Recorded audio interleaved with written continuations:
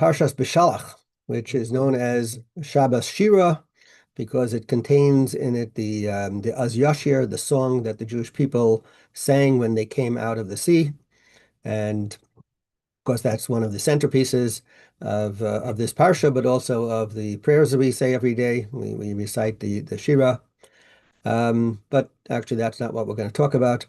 What I want to talk about is Jewish identity. So, what is it? When we talk about Jewish identity, what forms Jewish identity for each one of us? Many times our Jewish identity is formed by what we've learned at home and of course the practices that we do. But for many people, their Jewish identity is not formed by what they do.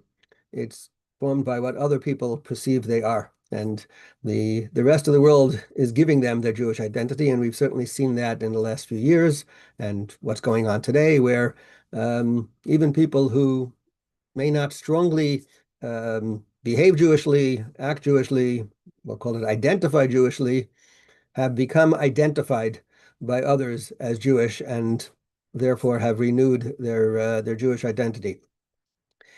The Torah, right after the story of the coming when the Jews came out of the sea, the Torah tells us that they traveled for 3 days and they did not find water. It says they traveled away from the sea and they went into the midbar to a desert of Shur, and they went for 3 days below Matzu Mayim, and they did not find water. And the Gemara, the Talmud in Bava Kama, tells us that when it says here water, it's a metaphor for Torah. And what it means is they went 3 days without Torah.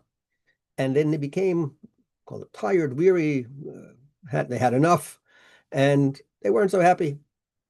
And then the next very thing that happens is they end up in a place called Mara. The water is bitter, right? And Hashem tells Moshe, throw this tree limb into the water, and the water becomes sweet, and they're able to drink the water.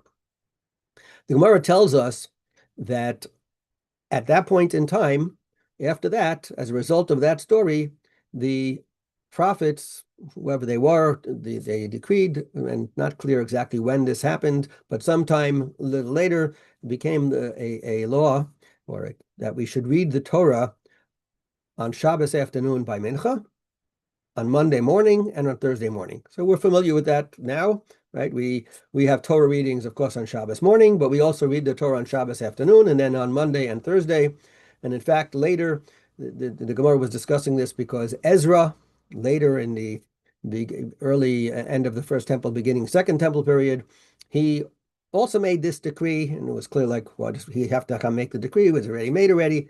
And the Gemara shows us that this is what happened, that they had said that we should read the Torah 3 times, Shabbos, Monday, and Thursday, so this way you don't have 3 days without Torah. And we know that that's what we do. The question that is asked, I have a book called the Ohel Moshe, and he's trying to understand what's this whole business about 3 days? But this is the first time the Jewish people now they went 3 days without learning Torah. I mean, when were they learning Torah before then? First of all, and what about right before this? There was a whole week that they traveled out of Egypt until they got to the sea, until the splitting of the sea. They were learning Torah then? Why didn't this happen then? And what about all those years in Egypt? What were they doing there? Right? They were in Egypt, and the Torah wasn't even given yet. So, like, what exactly are we talking about? And he gives a very interesting answer, and he quotes Rabbi Simcha Wasserman, I believe it is, and he says that when the Jewish people were slaves in Egypt, they were busy. I mean, they were slaves. And he says also when they were being chased by the Egyptians, over in those situations, when they said to themselves, why is this happening to me? Their answer, of course, was, it's because of who I am. They weren't Jewish in the sense of that, but they were Bnei Yisrael. They were the children of Israel. They said, how come we're slaves? Oh, because we're the children of Israel. Why are the Egyptians chasing us? Because we're the children of Israel. We're the Jews. And they didn't have to think about their identity. They didn't have to forge their identity in that sense. It was forged for them. The Egyptians never let them forget why they were slaves and who they were. When the Egyptians were chasing them, it was only because of who they were. And therefore, they didn't need to think about it. It was automatic. It was part of their life. However, after the Egyptians were drowned in the sea, and now they're not being, that's it. Their oppressors are gone. There's nobody bothering them saying, hey, you guys, you're Jews, this, that, or the other thing. So then what happened to them? So only at that point in time did 3 days without Torah become an issue, because all of a sudden now, what was there feeding them their identity? And without that external pressure from the rest of the world, from the non-Jews, then the only thing that actually maintains our true identity is Torah. Torah is what gives us our identity. And therefore, while it's true that the rest of the world does not let us forget, and even today, obviously that's true, but we shouldn't think that that is our true identity. We shouldn't say that our identity is coming because other people are giving it to us. Our identity should be forged from within, and that within is our Torah. The Torah is the definition of who we are and how we go about living our daily lives and why we are who we are. And as long as we can connect ourselves to that, and therefore that's why we have the rule of don't go 3 days without it. Make sure. I mean, of course, we should be doing it every day. That's true.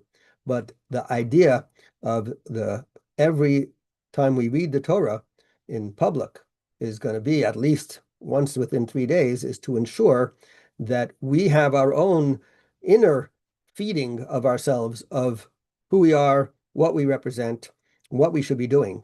And we should understand that the identity that we have is coming from the Torah itself and from within ourselves, as opposed to being imposed upon us from the outside. Have a great Shabbos, everyone.